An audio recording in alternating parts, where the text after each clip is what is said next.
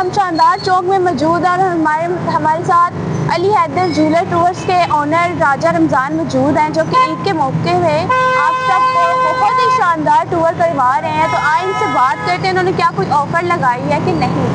जी अस्सलाम वालेकुम। जी वालेकुम सलाम। कैसे हैं आप? जी अल्हम्दुलिल्लाह ठीक ठाक। तो हमने सुना आप ईद के मौके में कोई टूर की ऑफर लगाई है, क्या कोई ऑफर है? जी हमने ईद पर स्पेशल टूर करवा रही हैं। हम पूरा साल करवाती रहती हैं टूर, हर जगह जाती हैं, मगर ये स्वाद का टूर जो स्पेशल करवा रहे हैं हम ईद के मौके पे। तो ये 3 दिन 2 रात का टूर है, और जिसमें हम बेहतरीन नाश्ता, बेहतरीन डिनर देंगे और बेहतरीन होटल होगा और VIP पोस्टर होगी।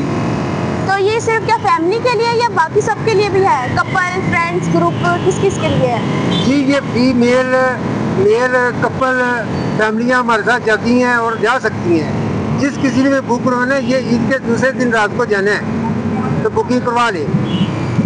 जी तो बिल्कुल आप लोग इस ऑफर से फ़ायदा उठाएं।